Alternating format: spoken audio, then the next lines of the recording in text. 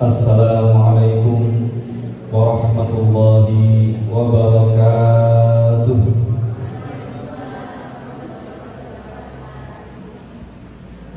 Alhamdulillah, Alhamdulillah alladzi 'allama bil qalam, 'allamal insana ma lam ya'lam.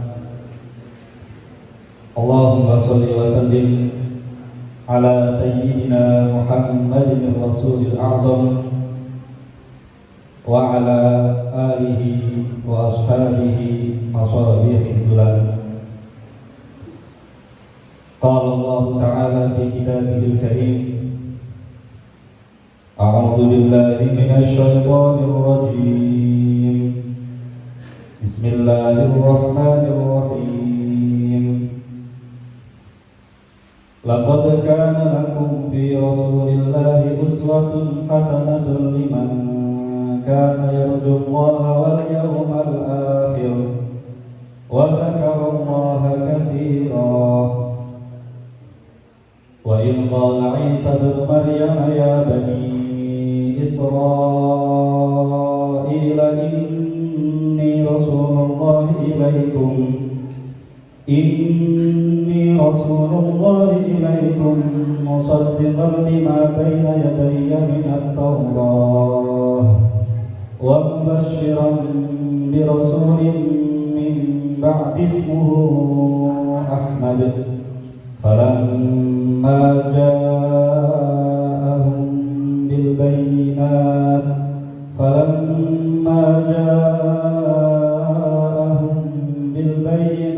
qalu hadza sihrun mubin. Shadaqallahu a'lim. Amma ba'd. Yang kami hormati dan kami tampilkan, beliau Rektor IAIN Tuban, beliau Profesor Dr.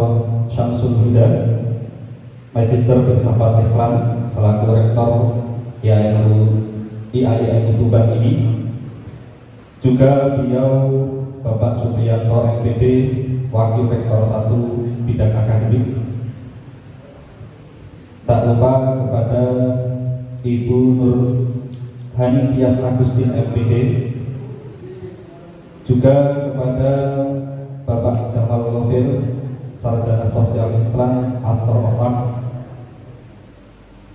Tak lupa kepada Ibu Hajah Jauharatina Al-Fadilah LC, Magister Agama selaku pembina Lembaga Dakwah Mahasiswa yang pada kali ini berkolaborasi dengan PKIPNU Tuban mengadakan acara Maulid Nabi. Juga para dosen-dosen dan para sesepuh yang tak bisa kami sebut satu persatu. Tak lupa pula para teman-teman yang berbahagia, para mahasiswa dan mahasiswi IAIN Tuban. Sehat sejahtera? Alhamdulillah. Bahagia? Ataukah ada yang datang tapi hatinya tertinggal? Betul-betul masih utuh semua ya? Alhamdulillah.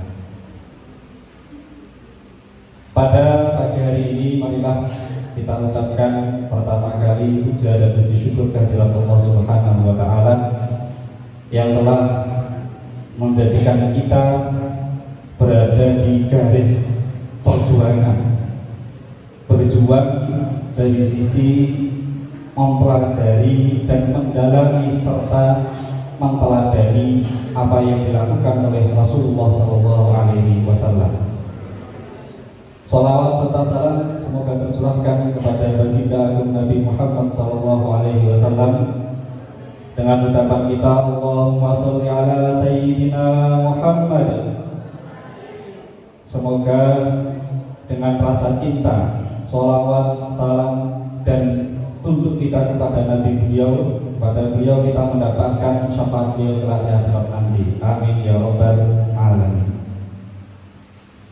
Alhamdulillah, pada ini sudah jam setengah 10 ini, tepat berarti sesuai dengan rundown acara. Kita adakan, bukan saya maaf, diadakan acara memperingati Maulid Nabi Muhammad SAW.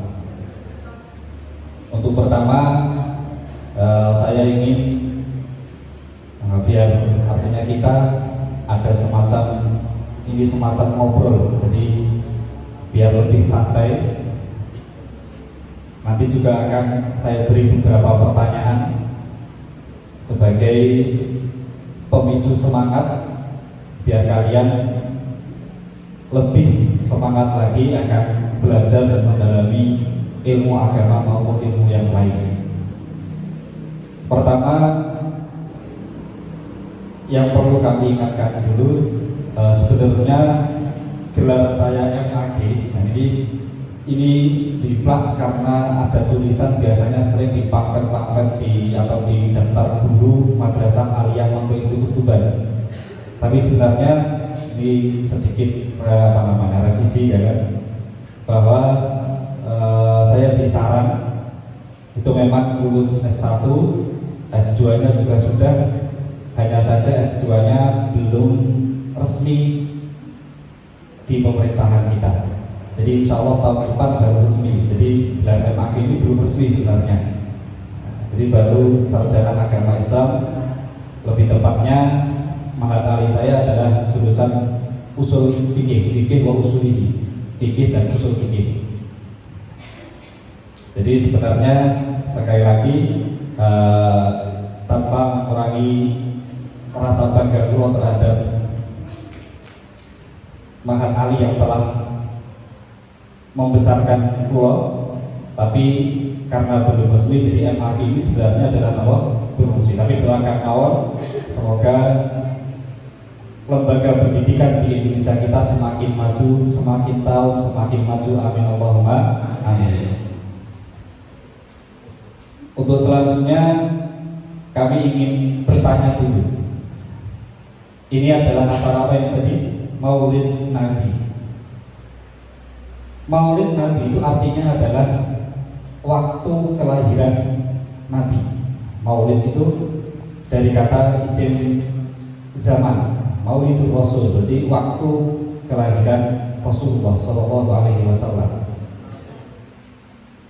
Kalau kita tahu di bulan Maulid, di bulan Rabiul Awal itu tidak hanya ada kejadian istimewa 1 atau 2 kali, tapi berulang kali.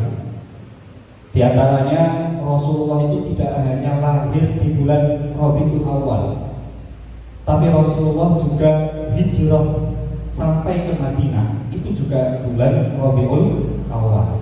Lebih tepatnya ada yang mengatakan tanggal 12, ada yang mengatakan tanggal 13. Jadi beliau hijrah dari Makkah ke Madinah itu dimulai dari akhir bulan Safar sampai tanggal 12-13 Rabiul Awal beliau baru sampai di kota Madinah, di kota Yathrib. Di bulan Rabiul Awal juga Rasulullah SAW di usia 63 tahun beliau wafat. Pertanyaan saya, kalau bisa jawab nanti saya beri hadiah buku. Ngacung dulu. Pertanyaan saya, kenapa yang diperingati itu hari kelahiran Rasulullah, tidak hari wafatnya Rasulullah? Padahal kalau ulama, wali, kiai ataupun orang tua kita itu ketika sudah wafat yang diperingati hari lahirnya, hari ulang tahunnya, ataukah hari wafatnya? Hari wafat. Tahun itu kan memperingati wafat seorang yang dianggap sepuh, dianggap berharga bagi kita. Nah pertanyaannya, kenapa yang diperingati adalah Maulidur Rasul, waktu kelahiran Rasulullah, bukan waktu wafatnya Rasulullah SAW? Ada yang bisa jawab? Oke, silakan. Berdiri mau, nggak apa-apa, berdiri. Dijawab, jawab. Oke.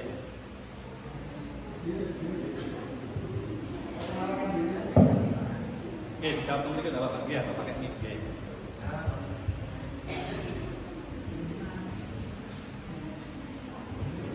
Kalau salah gak apa-apa. Kalau salah gak apa-apa. Gak apa-apa. Salah nggak ada tutup apa-apa, ya? Nggak ada.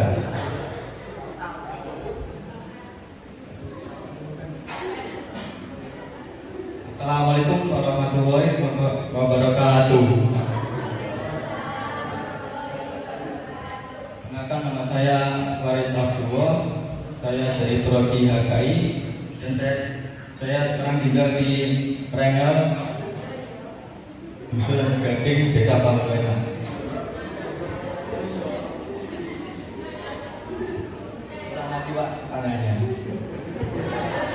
Kenapa yang diperingati adalah hari kelahiran Rasulullah, bukan hari wafatnya Rasulullah?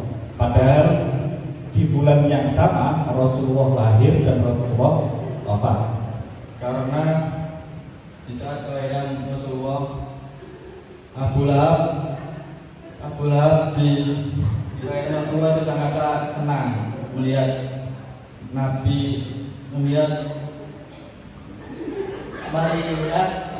anak Nabi Ibrahim itu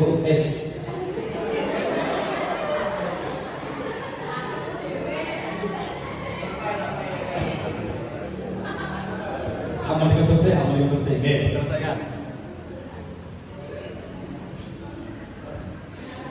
karena kelahiran Nabi Muhammad itu terjadi di saat perang gajah.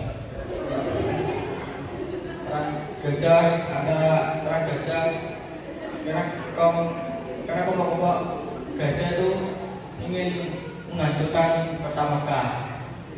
Kemudian kota Mekah karena agama orang Yahudi sama agama orang kafir itu seperti ternodai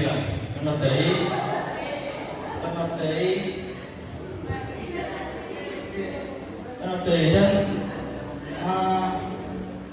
orang-orang kafir itu yang memerintahkan pasukan-pasukan gajah itu datang untuk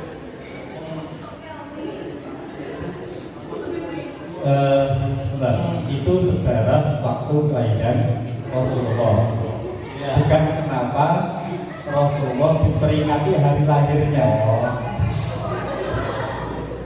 Rasulullah diperingati akhirnya karena Rasulullah itu Tepuk tangan. Jadi teman ini depan dulu. lupa ya. Assalamualaikum warahmatullahi wabarakatuh. Waalaikumsalam warahmatullahi wabarakatuh. Perkenalkan, nama saya Muhammad Nur Cahyo Sutikno. Saya dari Prodi PAI. Izinkan menjawab. Kenapa kok yang dirayakan ketika hubungannya dengan Nabi Muhammad adalah kelahirannya? Itu saya membahas secara rasional. Karena secara logika, ketika ada sesuatu yang muncul dan sesuatu itu istimewa, maka berhak untuk dimuliakan, berhak untuk dirayakan, dan berhak untuk selalu dikenang. Sedangkan ketika sesuatu yang istimewa tersebut sudah tidak ada lagi di dunia, maka tidak selayaknya kita malah membahagiakan, malah bisa memperingati. Karena di sebagian kitab itu ada redaksi Yaumul Huzn, yaitu salah satu hari kesedihan, yaitu dimana ketika Nabi Muhammad itu meninggal dunia, itu namanya juga termasuk Yaumul Huzn. Jadi tidak sepatutnya untuk kita kemudian mengenang kesedihan. Kalau ulama itu beda. Kenapa yang diperingati itu wafatnya para ulama? Karena menurut saya itu secara rasional, ketika ulama wafat artinya ilmu ini semakin runtuh. Jadi ilmu itu runtuh. Maka kita patut untuk kemudian memperingati itu dan ikut prihatin. Tapi untuk yang Kanjeng Nabi tadi ketika wafat, sebaiknya jangan kita mengingat-ingat kesedihan, karena itu kesedihan semua umat, semua alam yang ada di dunia ini. Maka secara logis mengatakan, kembali ke jawaban tadi, secara simpelnya sesuatu yang istimewa itu ketika lahir, ketika muncul, maka berhak diistimewakan berhak untuk dikenang. Ketika hilang maka tidak selayaknya kita selalu mengingat-ingat kesedihan itu. Terima kasih. Tepuk tangan untuk teman kita. Ini jawabannya benar tapi separuh.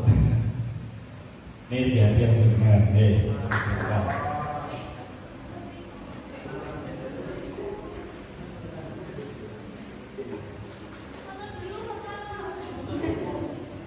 Jadi ini tepat di titik yang pertama, di poin yang pertama, yaitu Rasulullah itu dengan lahirnya Rasulullah itu sudah membawa rahmat, membawa kebahagiaan dan nikmat yang besar bagi kita semua. Monggo.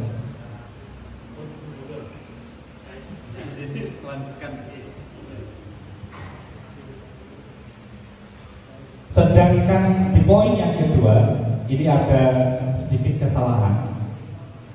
Jadi poin kedua, memperingati haul itu bukan karena merasa sedih, tapi sebenarnya adalah kita bertadabbur. Kenapa dibedakan? Karena begini, kalau seorang ulama, seorang kiai atau seorang wali itu ketika dia masih hidup, maka dia masih bisa syukur khotimah. Dia masih bisa dicabut kewaliannya, masih bisa dicabut keulamaannya, bahkan bisa dicabut keislamannya. Tetapi ketika seorang nabi lahir, maka dipastikan jika dia akan menjadi seorang nabi tidak mungkin ada mantan nabi, tidak ada. Nabi tidak mungkin keluar dari Islam atau murtad, mustahil. Sehingga dengan cukup lahirnya seorang rasul kita langsung wajib patut bangga. Sedangkan seorang ulama tidak, ditunggu wafatnya dulu. Makanya kalau kalian lihat sejarah, ini kesimpulan dari keterangan yang tadi, ketika kita mengurutkan para nabi, dimulai dari nabi yang terdahulu, itu bukan dimulai dari siapa nabi yang diutus dulu, tidak, tapi dimulai dari siapa yang lahir lebih awal. Contohnya Nabi Harun sama Nabi Musa itu lahirnya dulu siapa? Dulu Nabi Harun. Nabi Harun kakaknya Nabi Musa. Tetapi dalam penyebutan kisah Anbiya, bahkan dalam Nazam At-Talbis itu ada Harun wa Musa wal Yasa. Harun dulu baru Nabi Musa. Tapi kalau kalian lihat sejarah, Nabi Musa sama Nabi Harun diangkat menjadi nabi lebih dulu mana? Nabi Musa.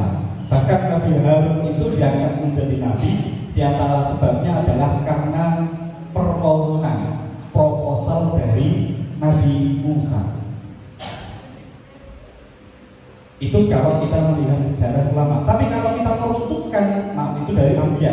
Tapi kalau kita meruntutkan ulama, kalian lihat dalam Tabaqatul Ulama, itu kalian lihat ada beberapa ulama yang lahirnya lebih dulu, tapi disebutkan lebih akhir daripada orang yang lahir setelahnya.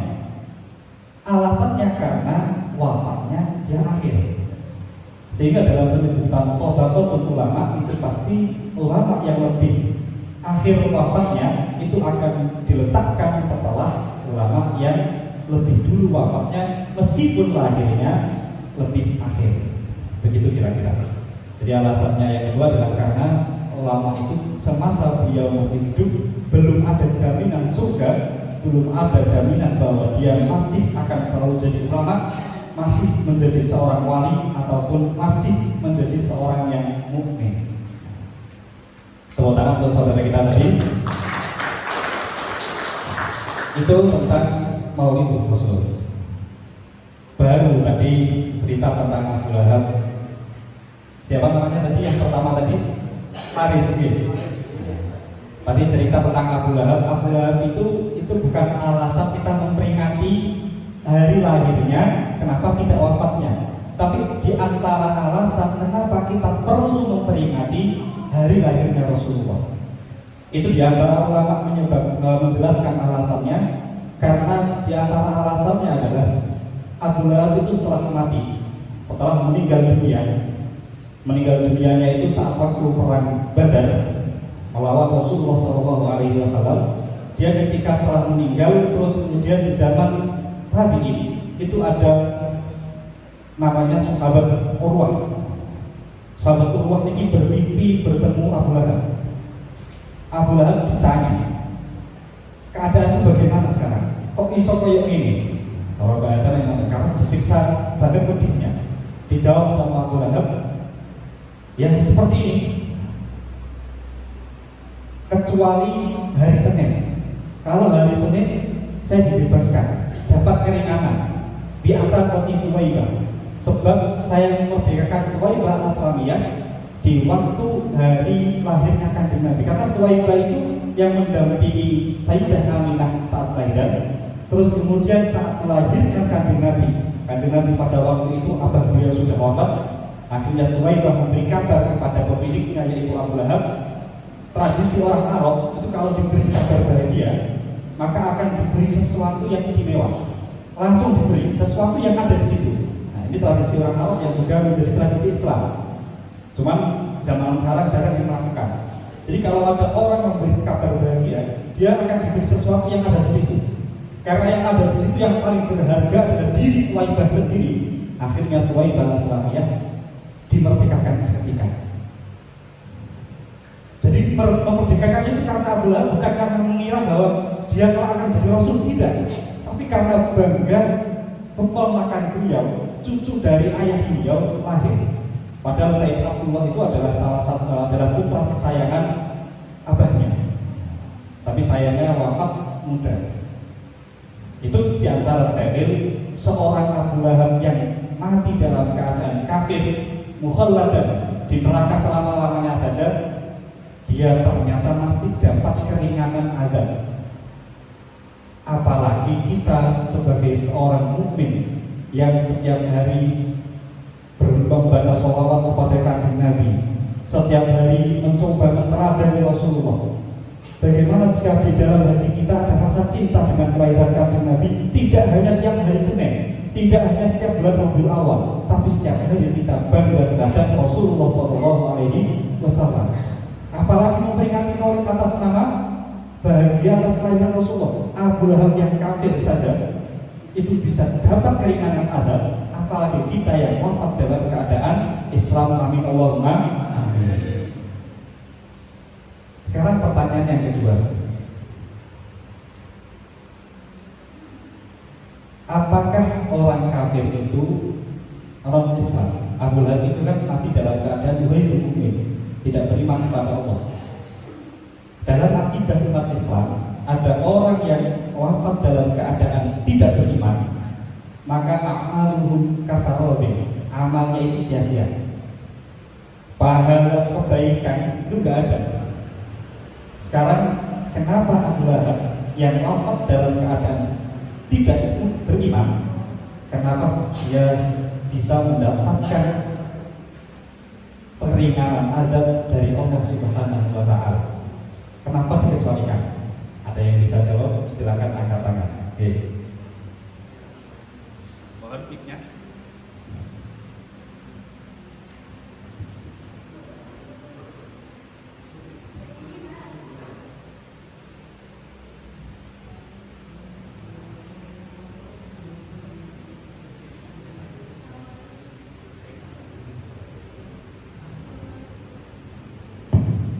Assalamualaikum warahmatullahi wabarakatuh. Nama saya Nadia Putri Sustrati dari Prodi PAI 1. Saya pernah mendengar bahwasanya Abu Lahab kan ghairu mukmin waktu wafatnya. Tapi kenapa waktu di akhirat itu masih ada keringanan? Karena beliau waktu kelahiran Nabi Muhammad, beliau sangat senang karena ponakannya sudah hadir gitu. Itu yang saya terangkan. Pertanyaannya, kenapa Abu Lahab amal yang dia lakukan saat masih hidup, kan menurut akidah orang Islam, orang yang mati dalam keadaan tidak beriman, maka amal kebaikan yang dia lakukan kasarobin, seperti fata morgana, tidak ada pahalanya, tidak bisa untuk meringankan siksa. kenapa pada kasus Abu Lahab itu bisa meringankan siksanya.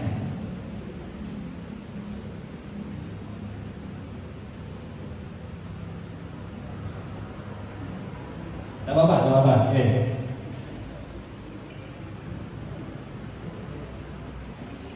Ada yang lain ini? Atau ada jawaban baru?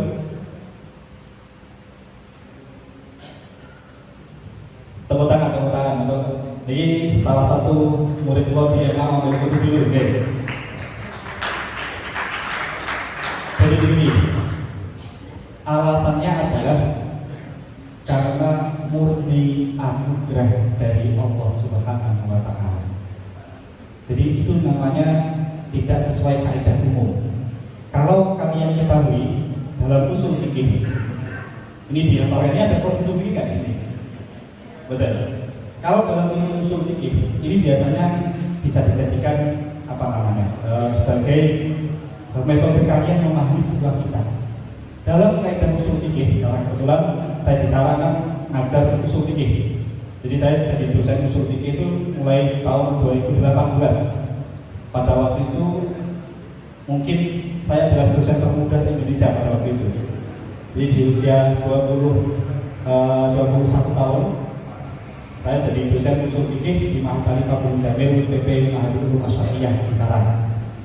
Itu dalam usul fikih ada kaidah namanya qadha'ul ahwal la tasbuhu dalilan lil umum. Apa kaidahnya? Qadha'ul ahwal, kejadian kasuistik tertentu lantas tasbuhu dalilan lil umum, itu tidak bisa digeneralisir. Jadi begini, ketika ada suatu kejadian dicontohkan oleh Rasulullah, misalkan ada seorang wanita berzina,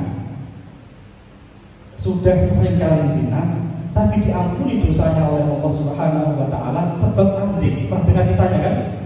Itu dalam kisahnya karena wanita itu memberi minum anjing, dia melihat anjing kehausan. Dia saja ketika kehausan pasti akan berusaha mencari air. Tapi sayangnya di situ nggak ada air kecuali di sumur yang kedalamannya sangat dalam. Akhirnya dia berinisiatif untuk turun ke dalam sumur. Turun, terus setelah sampai di dasar sumur, dia mencopot mujah, dalam bahasa Jawa khuf, sepatu dari kulit, dicopot kemudian dibuat wadah air yang ada di sumur itu digigit. Sepatu itu digigit karena tangan kedua tangan dan kakinya digunakan untuk merangkak naik dari dasar sumur. Dia berusaha sampai se-ekstrem itu hanya demi memberi minum anjing. Akhirnya ketika naik sampai ke atas, sepatu yang ada airnya ini diminumkan kepada seekor anjing.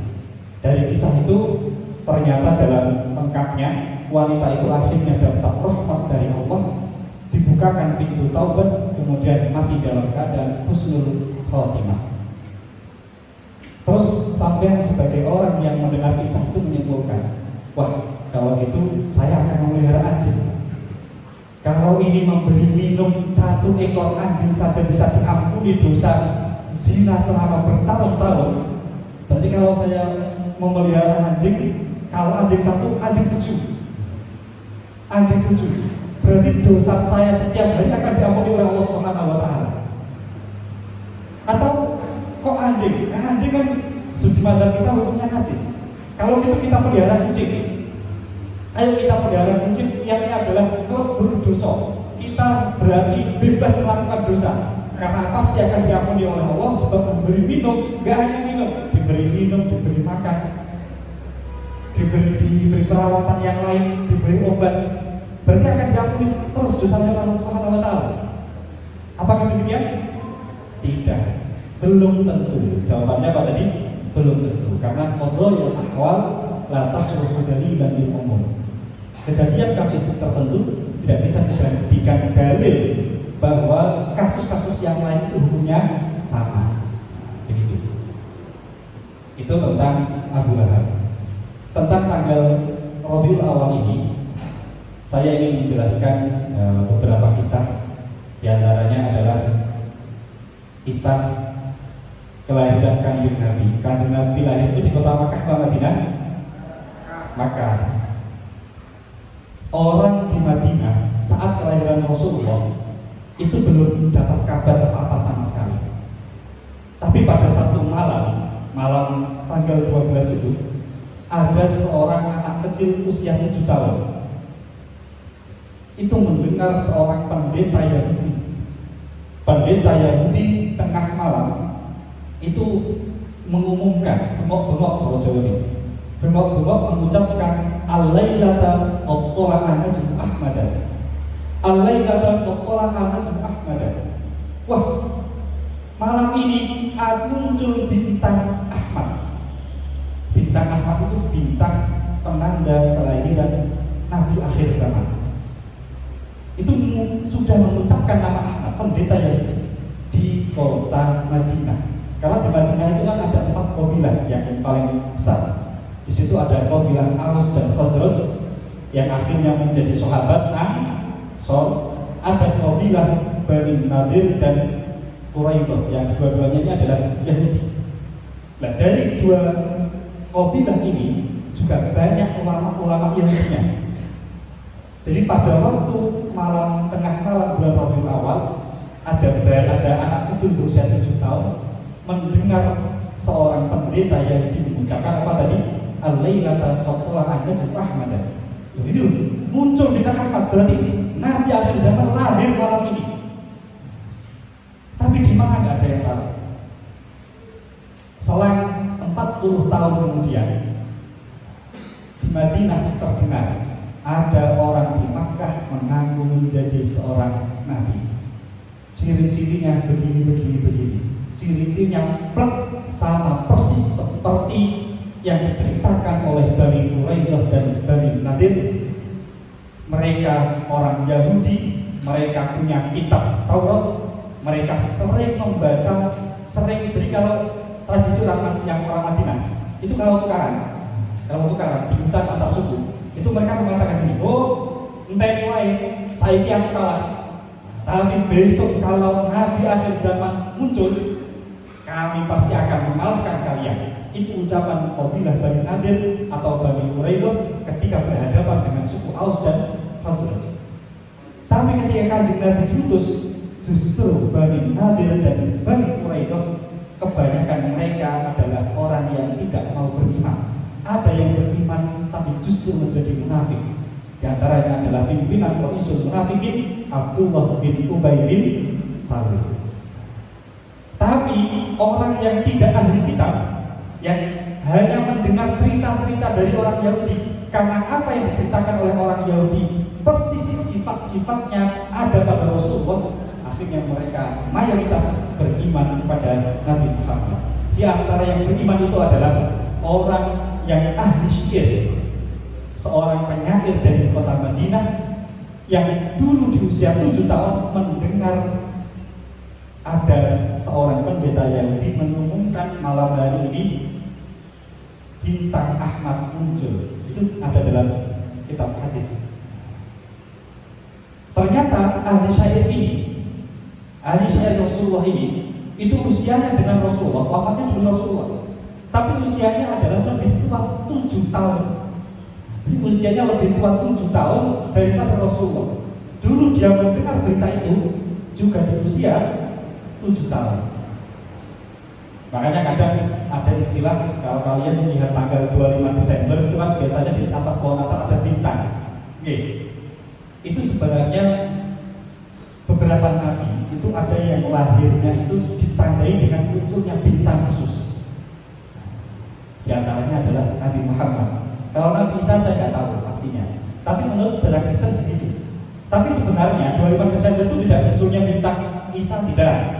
25 Desember itu dalam sejarahnya adalah ada bintang Sirius. Nah, itu sejarah bukan sejarah Kristen sebenarnya, tapi sejarah kelahiran bintang yang menunjukkan dalam pada malam 25 Desember itu kan ada bintang Sirius sejajar dengan 3 bintang besar Orion, sejajar dengan tempat terbitnya matahari. Itu sejarah orang bangsa Romawi kuno. yang beragama paganisme menyembah matahari, mereka merayakan yang tanggal 25 Desember itu lahirnya dewa matahari, tapi dirubah sejarahnya. Itu ada ceritanya begitu. Jadi beberapa nabi itu saya ulang lagi lahirnya ditandai dengan kemunculan apa tadi, bintang khusus, bintang istimewa. Pertanyaan selanjutnya, kalau ada yang bisa jawab, siapa nama ahli syair atau penyair yang saya maksud? Penyair terkenal, sahabat yang terkenal paling ahli syair itu adalah dia. Sampai didoakan sama Rasulullah SAW, sampai mendapatkan jaminan surga dari Rasulullah. Siapa dia?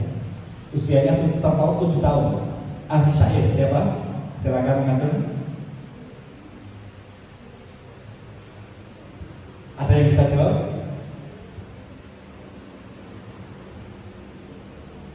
Jadi namanya adalah Hasan bin Thabit. Namanya siapa? Hasan bin Thabit. Ini ahli syairnya Rasulullah. Hasan bin Thabit itu ahli syair, didoakan sama Kanjeng Nabi. Ini sebagai bahan iktibar. Tapi kalau kalian lihat sejarah, Hasan bin Thabit itu pernah melakukan dosa besar. Hasan bin Thabit ketika Kanjeng Nabi dapat ujian hadithul ifki. Pernah dengar hadithul ifki? Hadithul ifki itu hadis apa? Cerita dusta yang melibatkan Sayyidah Aisyah dengan siapa? Ngaco lagi yang bisa jawab. Sayyidah Aisyah itu dituduh berzina dengan seorang sahabat muda, namanya siapa? Enggak. Ada yang bisa menjawab? Sayyidah Aisyah itu dituduh berzina ketika setelah perang, salah satu perang, dengan seorang sahabat muda yang bernama siapa? Ya, silakan. Gak apa-apa, langsung gak apa-apa. Ye. Siapa? Ye, pakai mic. Ya, maju langsung, gak apa-apa, maju langsung. Insya benar.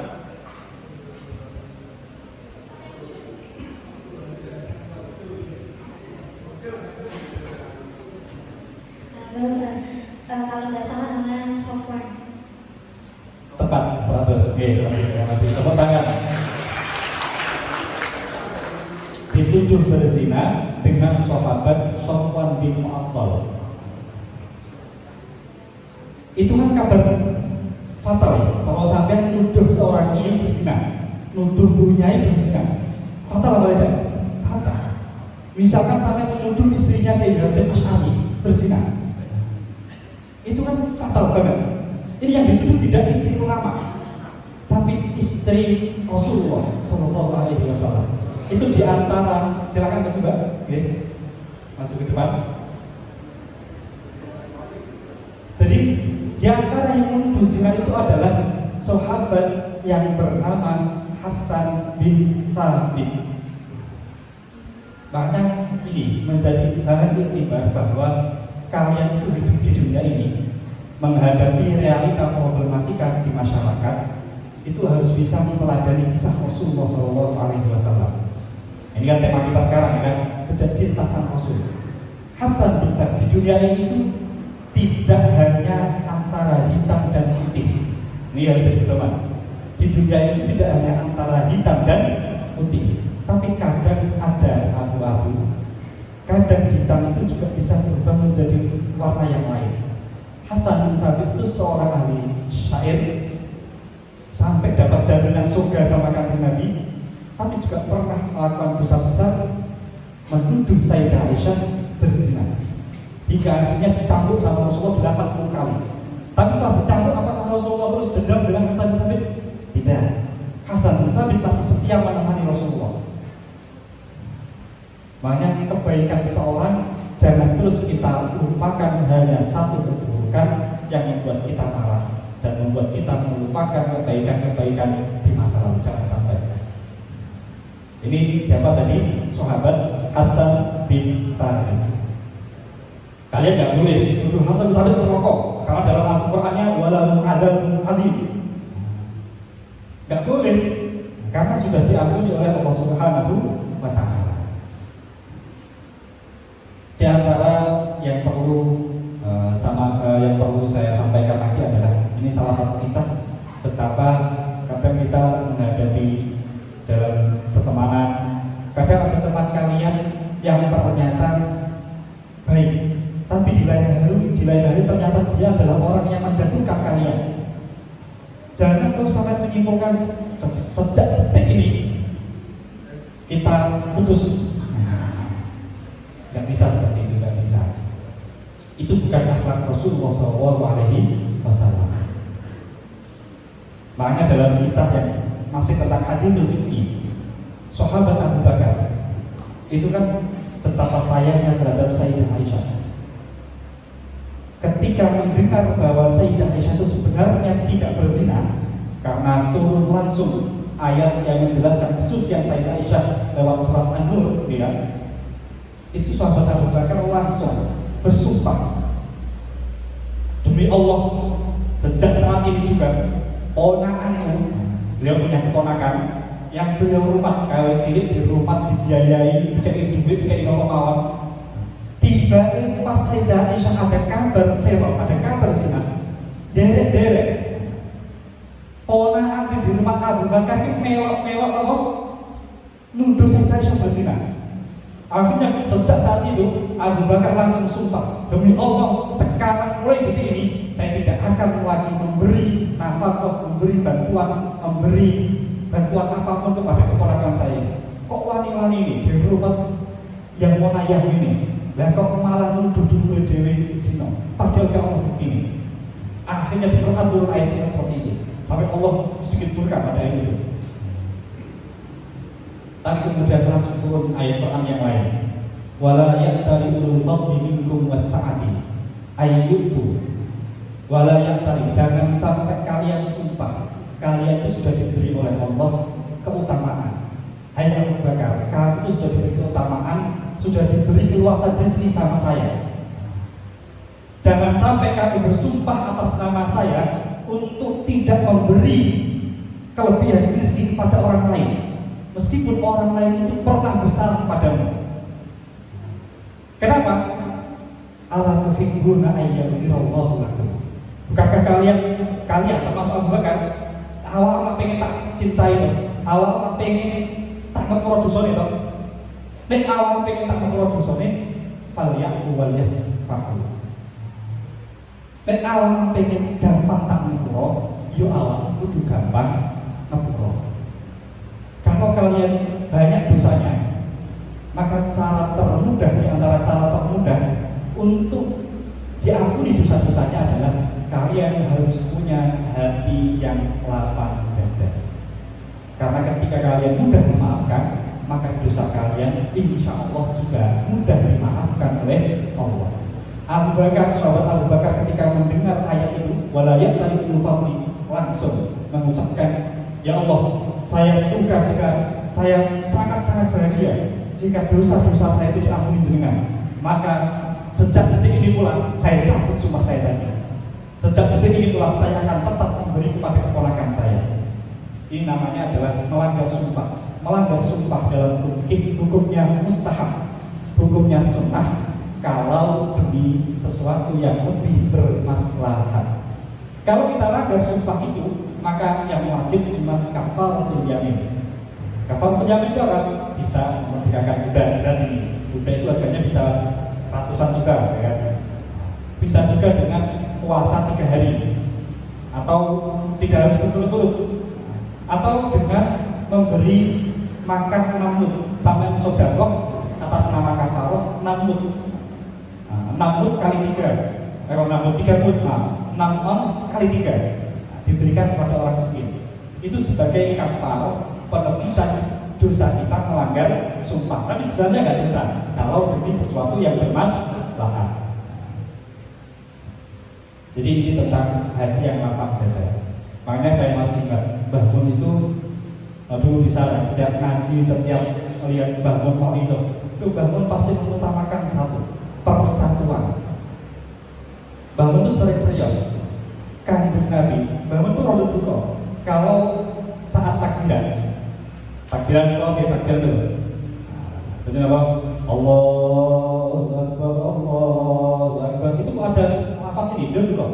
Walau karihal munafiqun. Walau karya senajan gede al munafiqun asal piro-piro munafik. Itu Mbah Mun enggak suka. Kenapa? Karena Kanjeng Nabi dulu ketika diutus, kalau walau karihal kafirun tidak apa-apa. Walau karihal kafirun ada riwayatnya hadis. Walau karihal musyrikun kiasnya pas. Tapi kalau walau karihal munafiqun itu daunnya Mbah Mun enggak pas.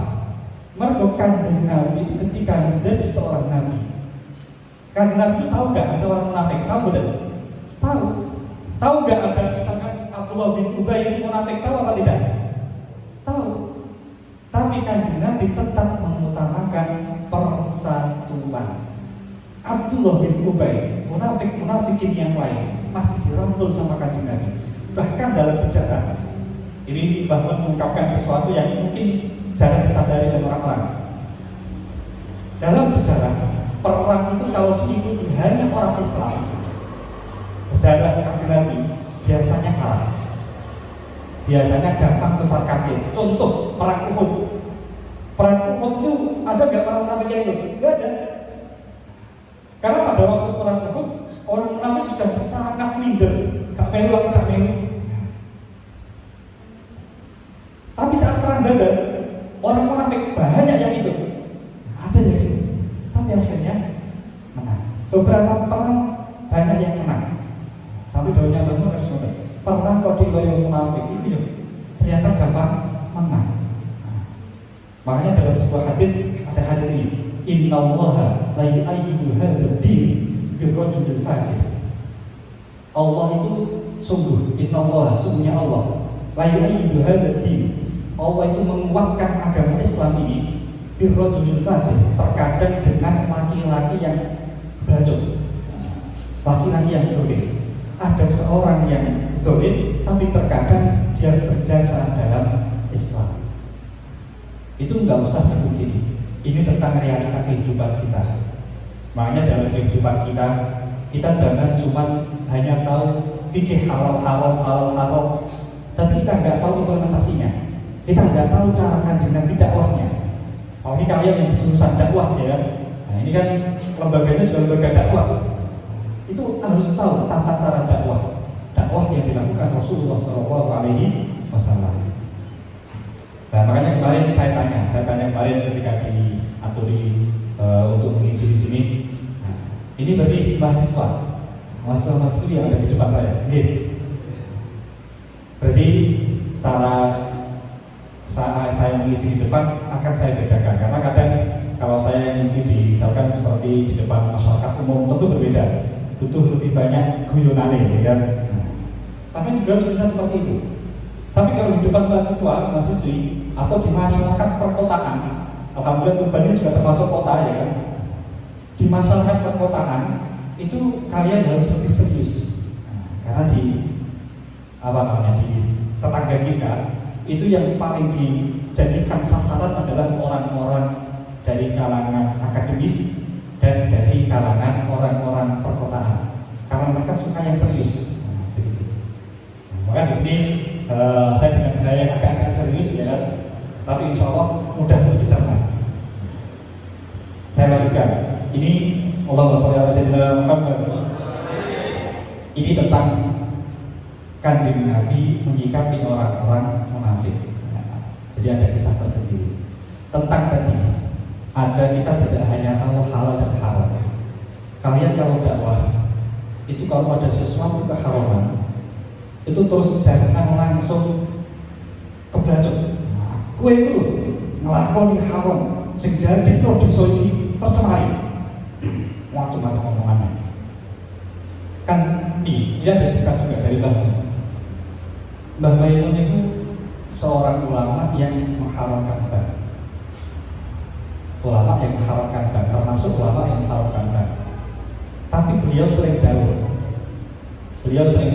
Cung awakmu ojo gampang-gampang ngarono riba.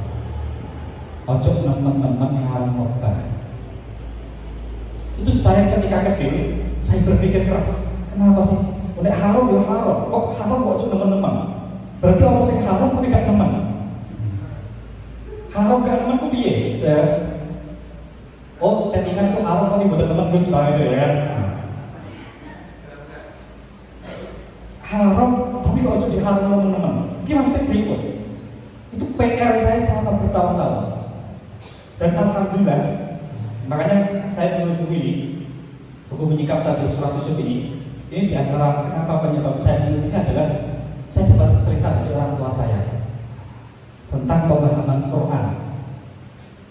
Yang orang tua saya itu kan dulu menangi Mbah Zubair, juga menangi Mbah Mun. Jadi menangi Mbah Zubair karena Mbah Zubair itu kan nikah dapat istri yang kedua. Istri yang kedua setelah wafatnya istri yang pertama, setelah wafatnya ibunda Romawi Zubair, itu beliau nikah lagi, nikah dengan orang asli Borneo, namanya Mbah Aisyah. Mbah Aisyah ini yatim, jadi yatimah. Mbah abahnya itu yang bernama Abdul Hadi sudah wafat, sehingga ketika Mbah Abdul Hadi itu dari Tuban Mahkamah Agung, Mbah Abdul Hadi itu wafat, terus kemudian Mbah Aisyah nikah dengan Mbah Zubair, adiknya Mbah Aisyah, Mbah Fatimah, itu Mbah Kulo, itu dibawa di sana. Akhirnya dinikahkan, dapat santrinya. Karena kebetulan Mbah Kulo itu aslinya adalah Jogja. Mbah Kulo itu punya ayah yang dulunya ketika sebelum kemerdekaan itu ada beberapa tentara yang dipimpin oleh Pak Harto. Itu sering nginep dalam Mbah Kulo. Jadi jadikan pangkalan dalam Mbah Kulo ini dijadikan pangkalan di Jogja itu. Alasannya karena waktu jadul setiap dibom lewat helikopter atau dibom lewat alat-alat itu betul apa? Padahal dalam itu. Akhirnya ketika Pak Harto tidak hanya tapi juga kadang sering ditarik jangan. Kalau bahasa Pak Harto itu kan sebenarnya bukan itu kan, atau bukan itu. Tapi ada satu-satunya guru, satu-satunya atau salah satu dari dua guru yang ini. Itu diantaranya adalah Mbah Kulo.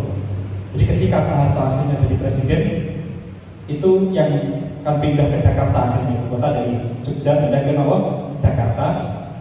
Di antara yang jadi menteri itu adalah yang anak buahnya Pak Harto yang dulu nginep di dalam Mbah Kulo. Jadi menteri keuangan pada waktu itu. Jadi jadi orang besar. Akhirnya Mbah Kulo dimuliakan agar orang Jakarta pasti dimuliakan oleh Pak Harto. Sampai Mbah Kulo, bukan Mbah Buyut. Mbah Buyut itu gak ada putra terbesar, putra paling gajah itu Mbah Kulo. Itu Mbah Kulo sampai di babak no sawah, atas babak ya, dibukakan alas dari sawah. Itu di daerah perbatasan Jawa Timur, Jawa Tengah. Itu ada alas sekitar puluhan hektar, belasan hektar, didatangkan tentara 2 truk sama sapi Brahma pada waktu itu, beberapa truk untuk bahasanya itu membajak sawah. Utusannya Pak Harto untuk Mbah Kulo. Tapi alhamdulillah sawah itu tidak ada 1 meter pun yang tersisa sampai saat ini. Daunnya Mbah Kulo, nek andaikan iso ono sing tersisa, iso wae awak gak iso jadi santri. Mergo iki tanah negara. Pemetaan seperti itu tentu kalau bagi orang yang wirai, ya gak apa-apa, masalah ya. Tapi bagi sebagian orang yang wirai itu menyebabkan putra putrinya sulit untuk menjadi ulama atau aulia. Itu begitu. Jadi alhamdulillah gak tersisa.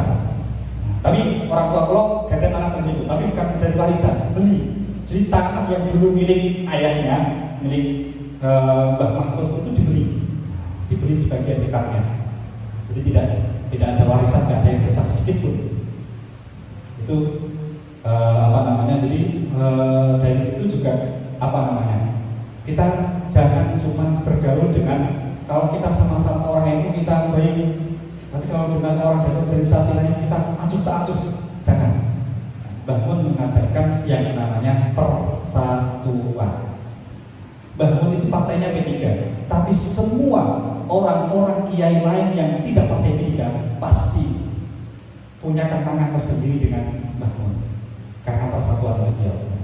Lanjut tadi ya, lanjut. Ojo ngarep lobang apa tadi, teman-teman. Ini kenapa tuh saya pikir lama sampai akhirnya saya dapat cerita 3 tahun 4 tahun yang lalu, dapat cerita dari orang tua bahwa Mbah Mun itu punya gurunya itu nggak perlu saya sebutkan namanya, oke, nggak sampai kertas ya, punya guru asli Sedan, terus pindah ke Jawa Timur, nggak salah sebut namanya, nggak usah saya sebut daerahnya, pokoknya asli Sedan. Beliau itu punya ulama yang terkenal, pasti kalau saya sebut namanya sampai kenal. Punya ulama, punya putra ulama yang terkenal. Nah, ini gurunya Mbah Mun ini di masa mudanya mengharumkan Bang Popolan. Karakter orang Sedan, sampai ngetos Sedan Jawa Tengah, ngetos ya. Itu kan kiainya dulu, zaman dulu nggak ada wanita kok keluyuran di rantang itu betul-betul. Dan pasar kok mana rata-rata zaman kuno ya. Sampai orang men cah wedok Sedan itu orang tahu metu kecuali pas oleh Mbah Hamzah Syato. Yang tahu pernah bilang ya, yang kelaten itu dulu. Jadi ini ada salah seorang ulama gurunya Mbah Mun mengarang lubang popolan. Tapi kemudian ketika sepuh, beliau ini kaya sudah. Beliau itu punya pabrik benih dari Belanda, pabrik gula, Tumbas sama Londo. Itu ketika beliau sepuh, pabrik ini kentekan dana. Lepas kentekan dana, akhirnya Mbah sebut nama Mbah boleh. Mbah bikin apa? Utang tebang. Nah, utang tebang. Akhirnya kalau Gusti Allah dikirim bangkrut tambahan. Cara bahasanya, dia itu utang ning bab harum loh. Saya ingin melakukan diri. Itu bagi orang yang santri, orang itu kalau dekat dengan Gusti Allah, kok melanggar sini, langsung diberi peringatan sama Allah, langsung tek dengan. Jadi tersisa tinggal sebagian kecil. Padahal awal mulanya itu sugih luar biasa, sugih tenanan. Sampai waktu itu pabrik gula sokong di Lombok. Tapi ketika di masa sepuh beliau, itu pabrik itu kehabisan dana, kok denda turun kerso utang ning bank. Padahal dia dihalau teman-teman. Dari situ Mbah Mun itu makanya yang cuma harus teman-teman. Ini saya belum masih belum tahu. Terus kemudian ketepaan malam harinya setelah saya diceritakan orang tua tadi, saya baca surat, baca Quran, ternyata ada ayat Al-Quran yang menceritakan kisah tentang Nabi Nuh. Kalian tahu Nabi Nuh? Nabi Nuh itu mbah kalian ya kan? Mbah kalian itu termasuknya adalah Nabi Nuh. Nabi Nuh itu kan awal mulanya beliau itu kan dakwah selama ratusan tahun, tapi nggak ada yang beriman. Yang beriman itu dengan mahasiswi IAIN itu masih banyak mahasiswa di sini. Kalau saya bicarakan yang percaya banyak ini ya kan? Saya satu kali bicara yang percaya banyak. Tapi kalau Nabi Nuh dakwah ratusan tahun berkali-kali yang percaya cuma berapa pun tok. Itu Nabi Nuh. Wes ngono diarek apa? Lah iya, wong saya ngono tok kon nyembah pangeran siji. Macam-macam. Akhirnya Nabi Nuh doa, ya Allah, Rabbi la tadar alal ardi minal kafirin dayyara. Ya Allah, jangan jenengan sisakan satu orang kafir satu pun di muka bumi ini, tumpes semuanya. Itu doa daunnya Mbah Mun, doa pamungkas. Kalau saya harus tahu doa seorang nabi itu punya doa pamungkas. Pamungkas itu berikut, doa yang pasti dijabahi Allah. Karena itu digunakan doa pamungkas pasti dijabahi sama Allah. Makanya ketika ada pertanyaan dan doa pamungkas yang Nabi berikut, ayo. Doa pamungkas kajian Nabi berikut. Doa pamungkas kajian Nabi disimpan besok untuk di akhirat. Di akhirat untuk memberikan syafaatul uzma kepada umat manusia seluruh dunia. Jadi itu doa pamungkas kajian Nabi diimpak. Minggunya nggak pernah diimpak mau. So ben di akhirat.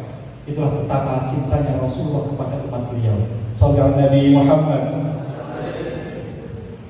Jadi Nabi itu doa, ya Allah, innaka intadzarhum, jika engkau membiarkan ada mereka yang tersesat, maka mereka yudillu ibadaka, akan menyesatkan hamba-hamba yang tersisa yang beriman.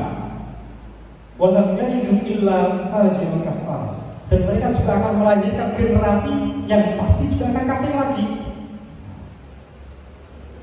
Jadi Nabi itu banget begini orang kafir, tumpas jangan bisa, bawa tenang-tenang.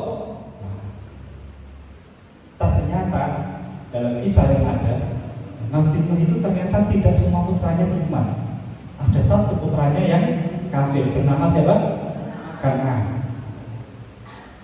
Ketika meninggalkan anting gelam, ya bunayya rkan ma'ana, nak kiri lo, melu kapal. Jawabannya, qala sa'awi ila jabali ya'simuni minal ma'. Aku apa yang ngungsi di gunung, gak bakal balik munggah di gunung itu. Mau numpak kapal jenengan, betul? Orang sa'awi ila Allah, tidak. Saya akan ngungsi pada Allah, betul? Aku akan berlindung di gunung. Gunung dua ribu orang masa banjir sampai tengah gunung. Kalau saya ini misalkan gunung ini, Tuban di Jawa, masuk Tuban banjir sampai pol puncak gunungnya, mustahil kan? Hampir mustahil.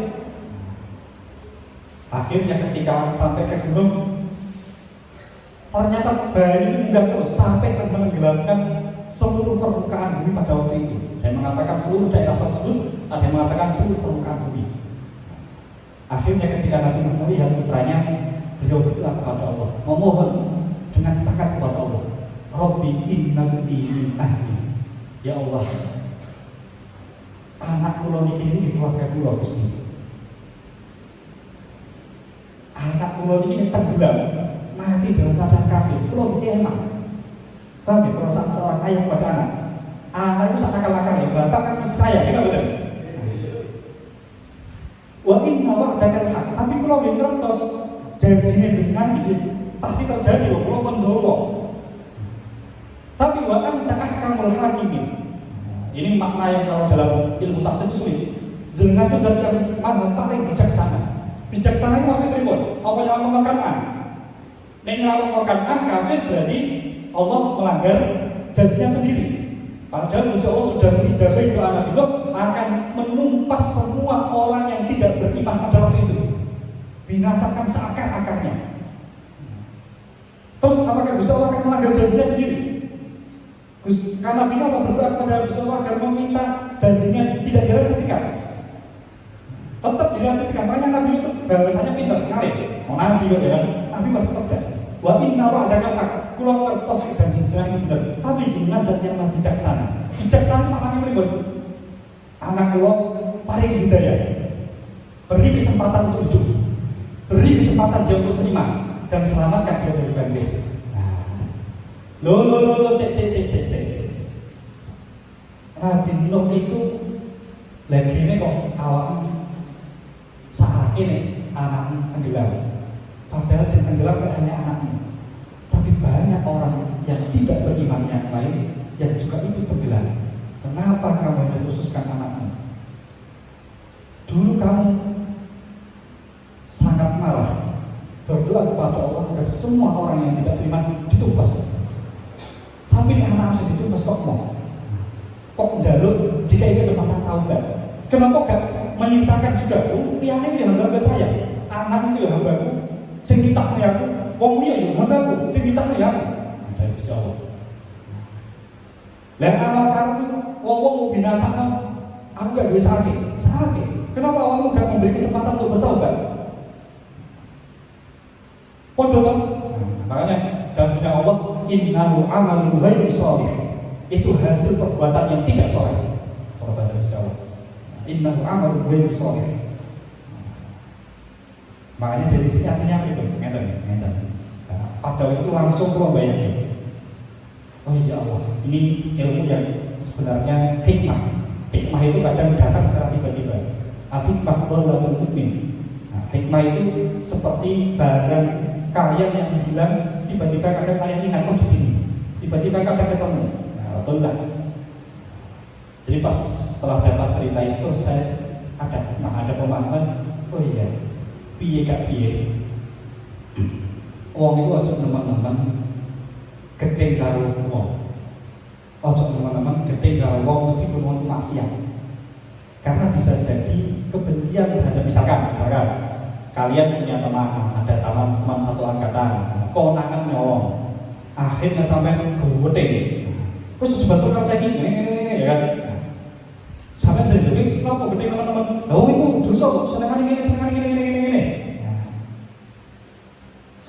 Kalian benci itu karena dosanya atau karena orangnya?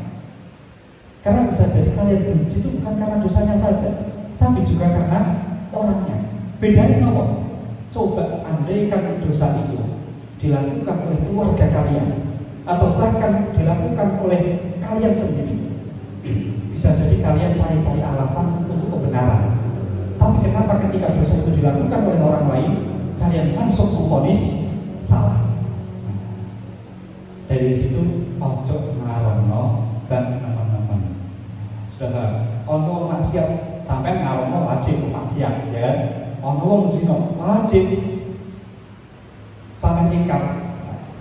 Tapi bisa jadi kebencian kita itu terkadang bukan karena maksiatnya, tapi karena orangnya. Bisa jadi kalau yang melakukan itu keluarga kita atau bahkan kita sendiri, kita mencari-cari alasan untuk kita jangan dibenci. Anakku ya surat pipi, hubungnya entek kok. Nah, kan betul. Hubungnya entek kok. Insya Allah bisa berubah. Nah, kenapa itu tidak kalian terapkan pada orang lain yang berdosa? Lah, Nabi Nuh itu wong apik.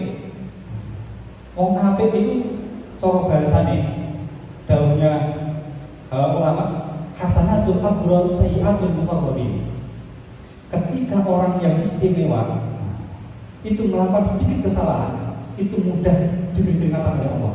Jadi misalkan kita dulu ulama itu banyak gara-gara misalkan dalam sebuah kisah salah seorang wali melaku itu ayu lewat lirik disawang terus langsung dari situ batu kebentuk irungi sampai penceng, batu kali irungi sampai penceng. Kalau marah kan irungi macam ya kan. Jadi kebentuk ya irungnya tatap sih ya kan, jenengan juga ya kan. Jadi kalau irungnya sampai ini patah, sampai patah, akhirnya istighfar. Kadang ada sebagian ulama itu, sebagian wali itu gara-gara malam harinya pagi harinya dosa, tengah malam setelah bangun tidur belum ngocor, hidungnya hitam, diazabkan Gusti Allah. Lah sampean maksiat kadang bendino yang bolak-balik, ngerasani ngocornya yang bolak-balik, gitu kan? Bahkan ada cerita sahabat, ada seorang wali, ya kan, ngerasani nyebut kalian wong liya. Sowan ning wali sing kowe makruh. Bar mangan daging, mboten badhe mangan buah kok. Mangan daging ambil daging kok. Mboten saestu makan buah. Mangan daging. Itu masuk daging.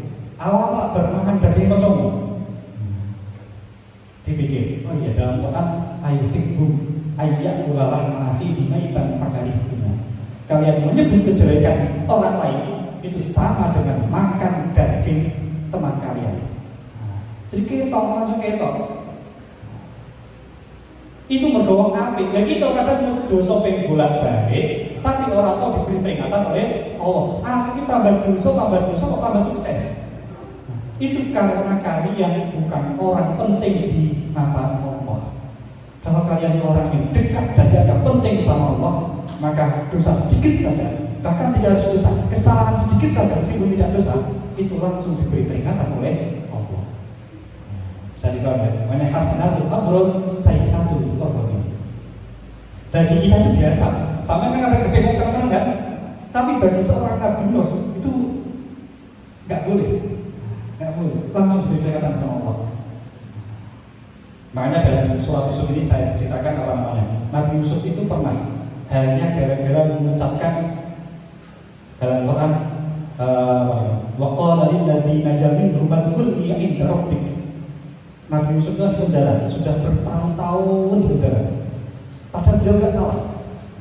Akhirnya ada dua pelayan raja yang sama-sama di penjara. Lah siji bakal selamat. Nabi Yusuf pesan, awal kan bakal selamat.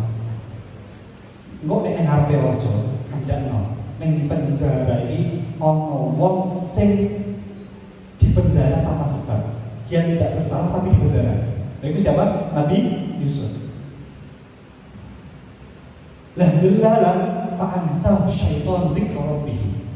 Delalah wong sing ngakoni kehebatan Nabi Yusuf ditakwil mimpine plus plek seperti penafsiran Nabi Yusuf. Lah kok dipesen sono tok lari. Selama 9 tahun ada yang mengatakan kurang, ada yang mengatakan lebih. Itu lari, pesan Nabi Yusuf dari penjara itu Nabi Yusuf. Dia lari karena Nabi Yusuf. Eleng lagi pas raja mimpi ada 7 ekor sapi dimakan oleh 7 ekor sapi yang lain. Oh iya, aku duwe kanca di penjara. Iki kanca sing paling kondang sing tak takoki tafsir mimpi mukjizat luar biasa. Lepas lari selama 9 tahun. Sampai kira-kira Mbak Doni kita peseni. Mbak, mungkin nek bakdo malam ampun langsung minum ditunda 1 jam. Kan nanti aku terpilih, sudah bilang mau tidak ada ya. Saya cerita apa mesti ada satu yang diingat. Lagi bodoh, lari pelan karena Nabi Yusuf. Kenapa lupa? Dalilnya Kanjeng Nabi dalam sebuah hadis yang dhaif tapi ada versi usul fikihnya. Maka Nabi Yusuf ngomong uzkurni inda rabbik. Sebut saya di depan rajamu. Ada orang yang tidak bersalah yang dipenjara. Itu enggak boleh dimaqamil anbiya. Enggak boleh dilakukan. Nah, itu meminta bantuan kepada orang lain enggak boleh. Nah, sampean yang jalur bantuan orang biasa kan. Kok jalur bantuan? Mbak, nyontek skripsi ini. Nah, tolong aku garap lagi. Nabi enggak boleh minta bantuan kepada orang lain. Alasannya karena Nabi sudah dijamin Allah. Nek pengen minta bantuan harus izin Allah. Kan kalau kita salah betul, jalur bantuan Allah ya. Salah apa betul? Salah apa betul? Salah jalur bantuan Allah ya. Salah apa betul? Betul. Tapi bagi seorang Nabi itu sesuatu yang tidak boleh dilakukan. Kalau dilakukan diperingatkan sama Allah. Akhirnya diberi peringatan 9 tahun penjara mek. Cuma gara-gara mengucapkan apa? Uzkurni inda rabbik. Sampai Nabi Yusuf nangis.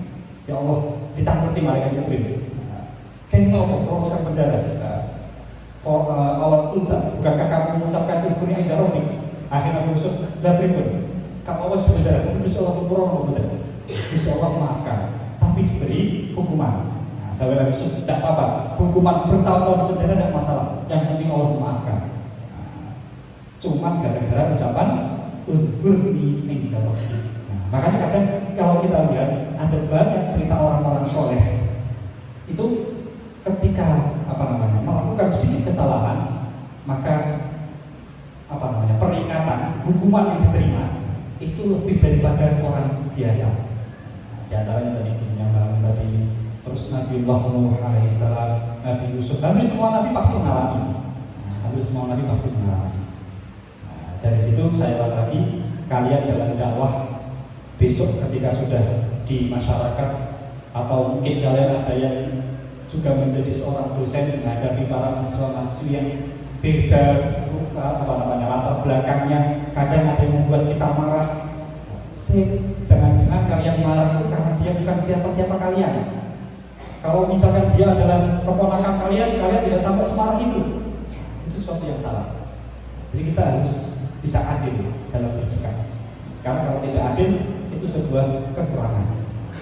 Terus poin yang kedua, jangan sampai ketika kalian dakwah itu mudah mengkons. Wong ini kok gini? Oh berarti bakal sesuatu lah. Ono kok ini bakal anaknya gak mungkin kawin. Gak boleh mengkons. Wong ini kok ini gak mungkin taubat. Karena tadi Nabi Nuh itu juga innaka in tadarru yudillu ibadaka.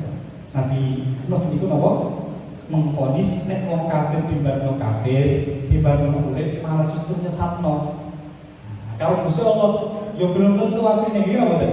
Belum tentu wong maksiat, ahli maksiat belum tentu terus maksiat selawase. Dia bisa jadi akan bertaubat. Maka ketika kalian besok menghadapi umat yang berbeda-beda, ada yang ahli maksiat, ada yang ahli taat. Terus jangan kalian memvonis bahwa yang ahli maksiat karena mereka tidak ikut ngaji bersama kalian, karena mereka misalkan menentang kalian, terus kalian memvonis dia pasti akan mati suul khotimah, dia pasti akan dimurkai oleh Allah, nggak boleh. Vonis yang berat hanya Allah. Bisa dipahami ya? Nah, ini beberapa kisah yang saya sampaikan. Jadi apa namanya? Dari beberapa kisah, setidaknya kita akan tahu bahwa di dunia ini tidak hanya antara halal dan halal, tapi juga ada cara yang namanya dakwah. Dakwah ini adalah ilmu yang harus kita pelajari dari sikap Rasulullah SAW, sikap para nabi-nabi yang lain. Ini ada kisah di mana Rasulullah SAW saat perang Uhud, atau perang Uhud, perang di mana umat Islam kalah. Di antara yang terbunuh adalah paman beliau. Siapa namanya? Langsung awal Bapak. Pertama saya dari bulan HKI Komunitas Islam. Mohon maaf kalau mungkin bisa. Nama saya Hamzah. Jawaban tepat nilai 100, tepuk tangan. Benar, saya Hamzah. Maju coba.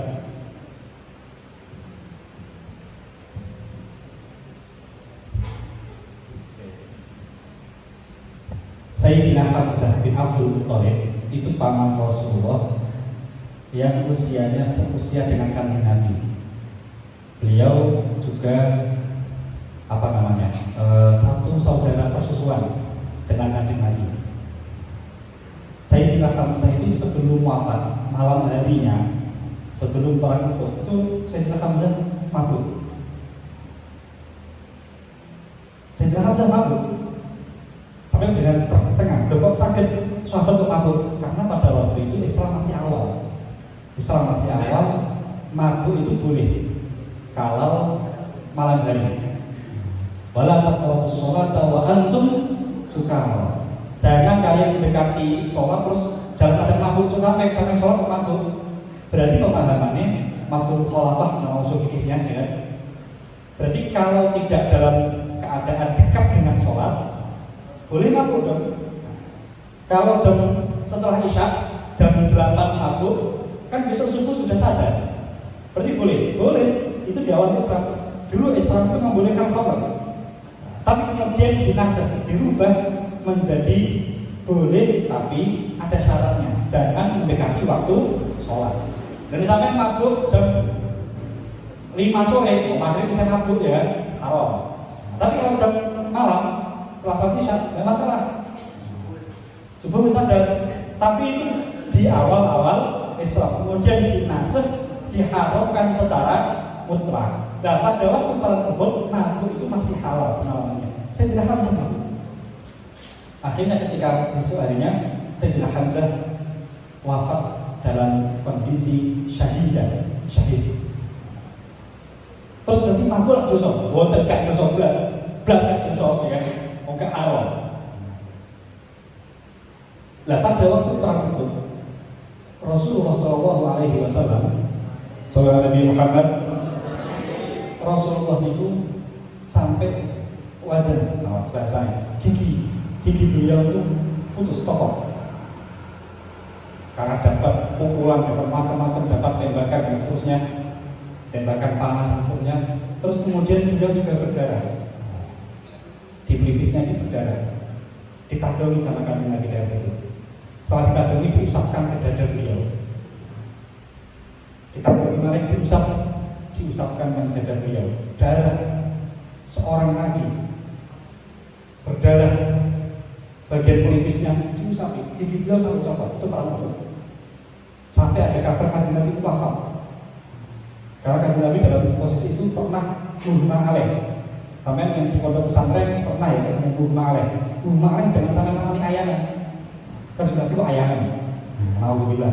Kanjeng Nabi itu gak mungkin apa? Ayanan. Makanya jangan salah ngamati ayanan. Misalnya ngamati ayanan Kanjeng Nabi ayanan saat perang Uhud.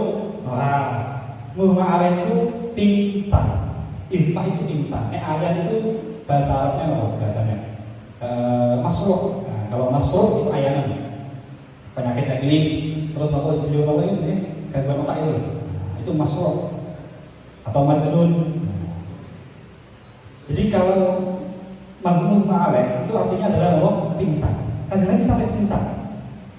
Itu Kanjeng Nabi beberapa kali mengusap dada, diusapkan ke dada beliau. Sahabat sampai tangkap. Kan sahabat diantaranya ada sahabat yang ngadongi darahnya Kanjeng Nabi. Ditandongi ini terus diombe oleh sahabat. Diminum darahnya Rasulullah. Karena darah Rasulullah itu suci. Itu termasuk mustasnaya. Nah, paham ya, dalam hukum Islam namanya mustasnaya. Darahnya Rasulullah suci. Bahkan orang yang ngadongi Kanjeng Nabi terus diminum darahnya itu sama Kanjeng Nabi, orang yang di dalam tubuhnya ada tubuh saya, dia tidak akan tersentuh api neraka. Wah, ini jamin. Untungnya mau tak ombe jadi sama ya kan. Berarti dapat jaminan surga. Sopo sih gak seneng. Nah, itu kenapa Kanjeng Nabi kon ngadongi darahnya sampai diusapkan ke dada beliau?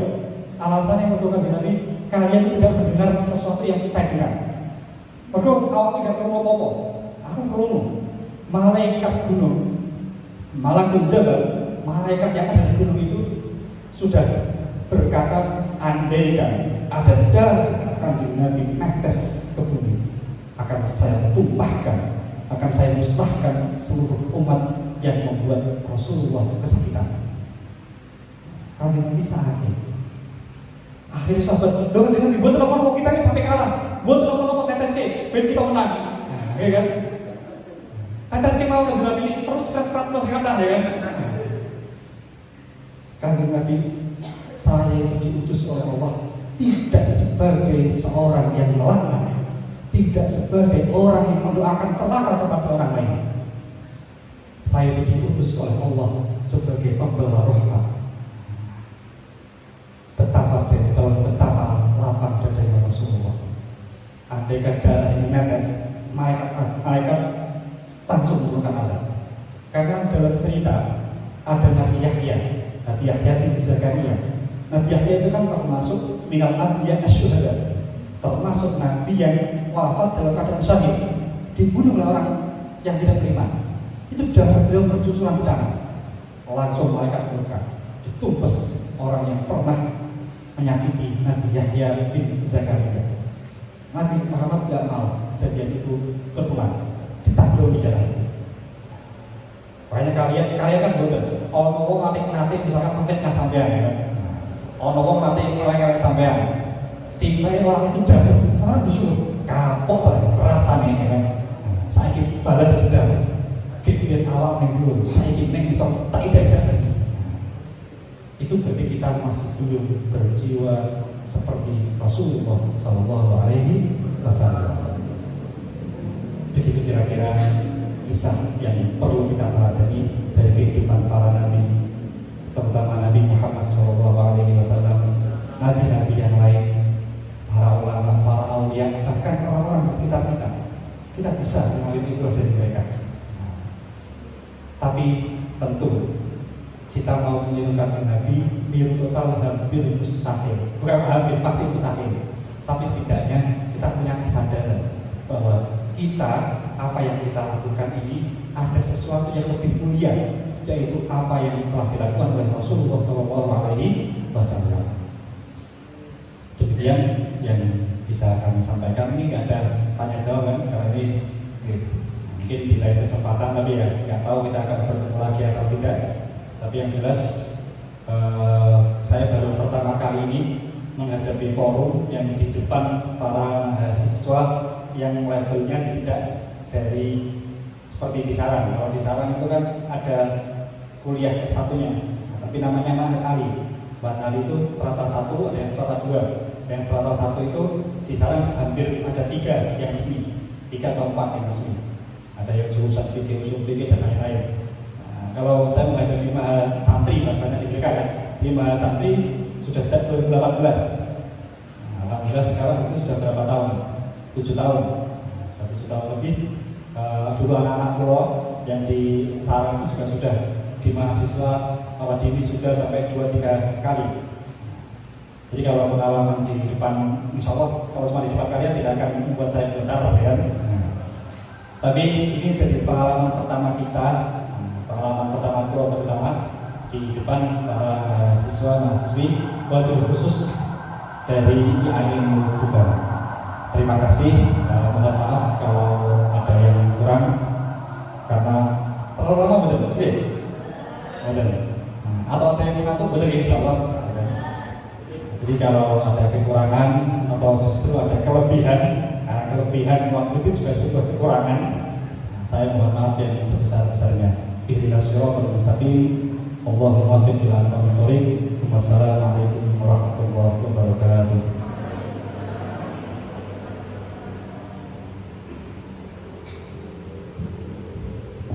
Bismillahirrahmanirrahim. Alhamdulillahirabbil alamin. Hamdan mazidah. Ya Rabbana lakal hamdu kama yanbaghi li jalali wajhika min sultanik. Subhanaka la nuhsi thana'an 'alaika anta kama athnayta 'ala nafsik. Allahumma shalli wa sallim 'ala sayyidina Muhammadin dzikri qulubi wa dawaiha wa 'afiyatil abdani wa shifaiha wa rizqil absari wa bilayha wa 'ala alihi wa sahbihi wa sallim. Allahumma inna nas'aluka mujibati rahmatik wa 'azaima maghfiratik was-salamata min kulli itsm wal ghanimata min kulli bir wal fawza bil jannati wal najata minan nar. Allahumma asina akibatana fil umuri kulliha wa ajirna min khizyi dunya wa 'adzabil akhirah. Allahumma qsim lana min khashyatika ma tahulu bihi bainana wa bain ma'siyatik wa min ta'atika ma tuballighuna biha jannatak wa min al-yaqini ma tuhawwinu bihi 'alaina masa'ib ad-dunya wa mat'ina bi asma'ina wa absarina wa quwwatina ma ahyaytana waj'alhu warithan minna waj'al tha'rana 'ala man zalamana wa ansurna 'ala man 'adana wa la taj'al musibatana fi dinina wa la taj'al dunya akbar hammina wa la mablagha 'ilmina wa la tus'alna 'alaina ma la yakhafuka wa la yarhamna. Rabbana atina fid dunya hasanatan wa fil akhirati hasanatan wa qina adzaban nar. Rabbana la tuzigh qulubana ba'da idh hadaytana wa hab lana min ladunka rahmatan innaka antal wahhab. Ya aziz ya ghafar. Wassallallahu ala sayyidina Muhammad wa sallallahu alaihi wasallam. Subhana rabbika rabbil izzati amma yasifun. Wassalamu ala mursalin walhamdulillahi rabbil alamin. Al-Fatihah.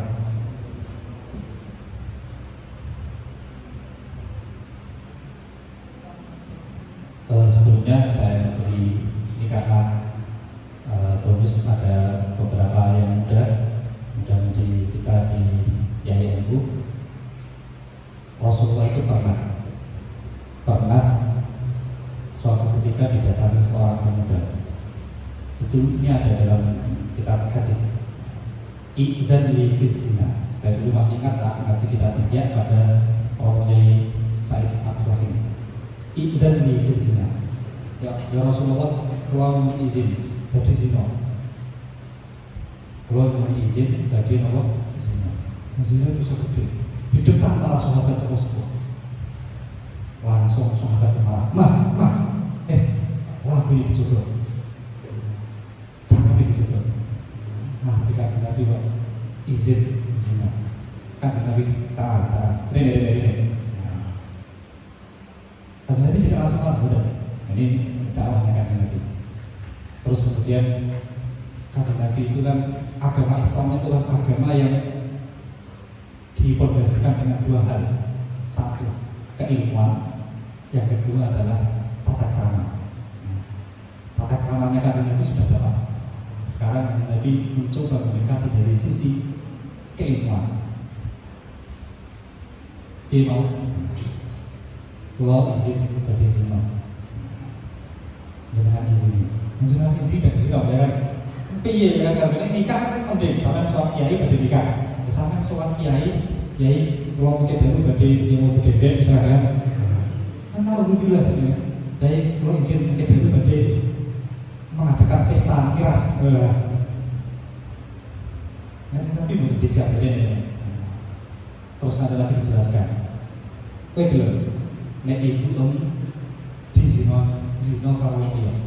Kamu mau enggak? Jika ibu kamu itu melakukan zina dengan orang lain, bahwa tempat kami, ibu pulau di zina yang berpersama dia, anak pulau. Wakadha likan nas, wong liya yang ngomong. Kowe gelem sopene dhewe anak terus anakmu diperkosa wong liya. Dia jawab, "Boten ya Rasulullah, boten jadi."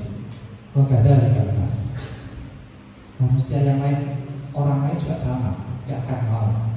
Sampai besok aja Nabi, gelem bibi, gue gelem ini, jadi sebut kali akan Nabi. Terus berkata dengan nasib, kamu yang ngono. Lah, orang wong wedok tidak zina. Iku yo mesti nek gak ibu wong liya, yo anak wong liya, yo bibi wong liya, keluarga wong liya. Terus piye? Salah jadi cerita dipegang dadanya sama Nabi. Dipegang dadanya pemuda. Allahumma ghfir dzamba. Ya Allah, ampuni dosanya. Wa hassin wa tahhir qalbah. Bersihkan hatinya. Pikiran-pikiran kotor di hatinya hapuskan ya Allah. Wa hassin farjah. Jaga kelaminnya, jangan sampai dia berzina ya Rasulullah. Ya Allah. Kanjeng Nabi doa apa? Allahumma ghfir dzamba wa tahhir qalbah wa hassin farjah. Tiga dia. Setelah itu langsung orang itu layak itu ila syai, tidak sedikit pun hatinya itu kerentak melakoni suatu kejelekan, bersih. Itu mujizatnya Kanjeng Nabi. Makanya sampai nanti melakoni dosa ini, itu mau nih, coba dulu nih. Allahumma ighfir dzambi. Jika ighfir dzambi, Allah ampuni dosa saya. Wa tahhir qalbi, bersihkan hati saya Allah. Wahassin farji, jaga kelamin saya Allah. Jangan sampai saya dengan kelamin saya melakukan dosa-dosa besar ya Allah. Nah, begitu. Akhirnya lah yang itu ila syai, pulang dalam keadaan tidak terbesit, tidak pernah terbesit sampai mati pada sesuatu yang diharapkan oleh Allah. Makanya agama kita itu di pondasi itu ada dua, ada keilmuan, ada ilmu, ada akhlak. Itulah diantara kisah teladan yang mungkin kalian para pemuda-pemudi ini punya jiwa yang bergerak tinggi, namanya masih muda ya. Tapi ya kadang nek sampean dakwah sampean karo cahang yang berdua mama perlu nih. Kanjeng Nabi menghadapi umat ya harus ngoten. Nah, legowo dicedhaki kabeh. Nah, itu dari kami. Akhirul kalam. Wassalamualaikum warahmatullahi wabarakatuh.